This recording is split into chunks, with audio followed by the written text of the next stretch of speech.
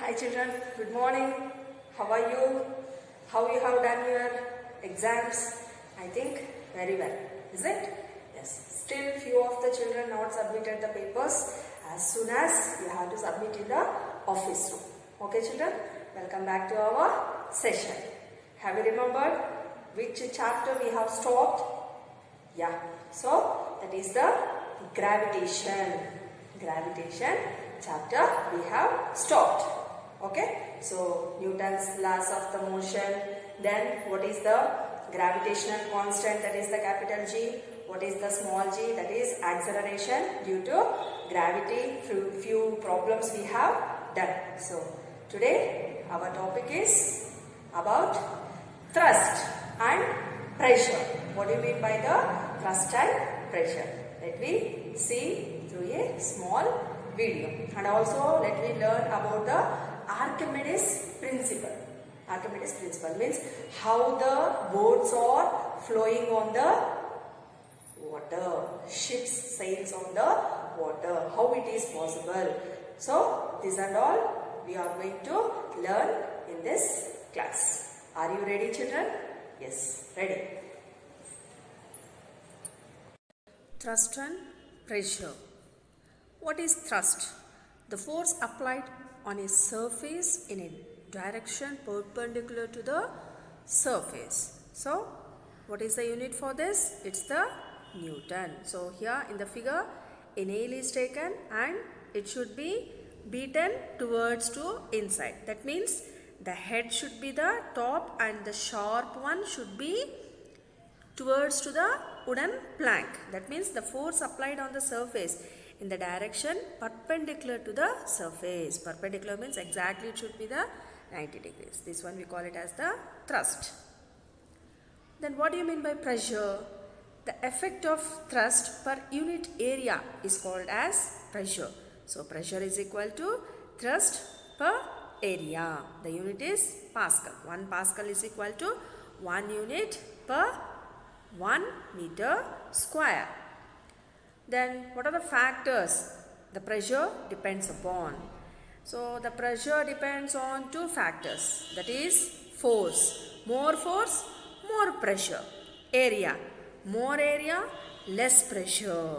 So if you are going to use more force, the pressure also will be the more. Then when it is occupying the more area, less pressure. These are the 2 factors. It depends on the pressure. The same force produces less pressure if it acts on a large area, but can produce less pressure if acts on a small area. Everyday observation. What we can observe? When the school bags have wide straps, so the weight of bag may fall over a large area of the shoulder of the student, producing less pressure on shoulder. So we can observe this. It's the shoulders for the bag, it will be very thin, means the weight will be fallen on that. If it is very broad, it cannot. So easily we can carry. Then sharp knife cuts better than the blunt knife. Why? The force of our hand falls over a very small area of object, produces larger pressure. The tractor, we can see the big wheels. The tractor have broad tires. So there is a less pressure on ground and do not shrinking to comparatively soft field. And see here the 2 types of the slippers. It is easier to walk on soft sand if we have flat shoes rather than shoes with sharp heels. Is it? Yeah.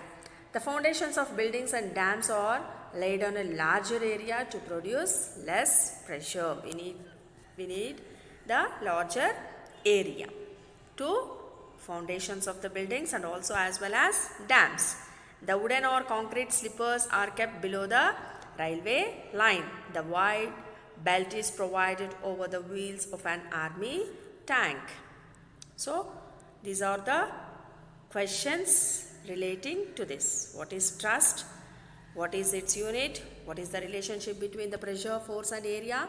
Name the quantity. Whose one of the unit is Pascal? Why does a sharp knife cut objects more effectively than a blunt knife? Why the tip of saving needle is sharp?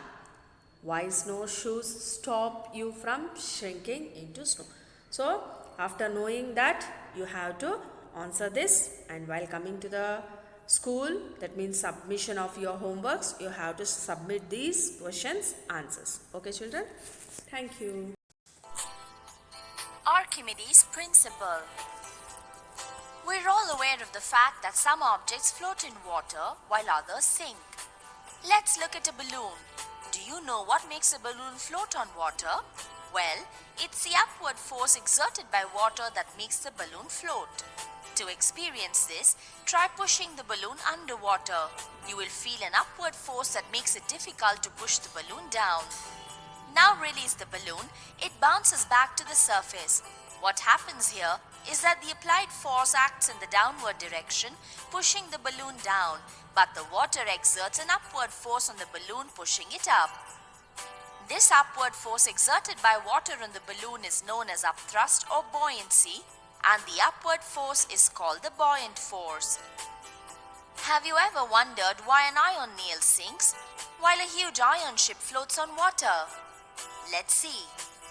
The iron nail sinks as it is solid and compact with less volume in water, and its density is greater than water. Thus, the upthrust exerted by water on the nail is less than the weight of the nail. This causes it to sink. An iron ship floats as it is hollow, filled with air and occupies more volume in water, and its density is less than water.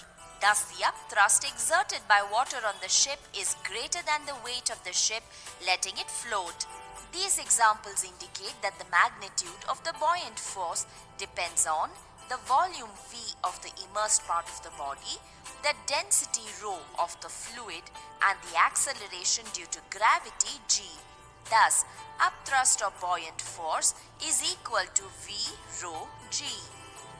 In general, an object experiences a loss of weight in water due to the upthrust, and it is equal to the weight of water displaced by it. This is better answered using the law of buoyancy, also known as the Archimedes Principle, named after the Greek scientist who discovered it. Archimedes' principle states that when an object is immersed in a liquid, the apparent loss of weight of an object is equal to the upthrust, and this is also equal to the weight of the liquid displaced. We see the uses of this principle in our daily lives. Ever caught a fish with a fishing line? When pulling the line, you would have felt the weight of the fish in water is lighter than when the fish has surfaced. Say the weight of the fish in water is 4 kilos. Its approximate weight outside would be 5 kilos. Well, the water level too has come down. This difference in the volume of water level will equal the loss in weight of the fish when in water. That is, the weight of the fish when outside minus its weight when immersed in water equals the loss in weight of the fish. So the loss in weight of the fish will equal the weight of the decreased water. This is because the upthrust or buoyant force is equal to the weight of the decreased amount of water. Thus, Archimedes' principle is verified. Certain technologies today work based on the Archimedes principle. To name a few, the designing of ships and submarines, hydrometer is used to find the specific gravity of liquid, and lactometers used to determine purity of milk. Things to remember. The upward force exerted by a fluid is called upthrust or buoyant force. Upthrust or buoyant force equals V rho g. Archimedes' principle states that when a body is partially or fully immersed in a fluid, it experiences an upward force that is equal to the weight of the fluid displaced by it. Archimedes' principle is also known as the law of buoyancy.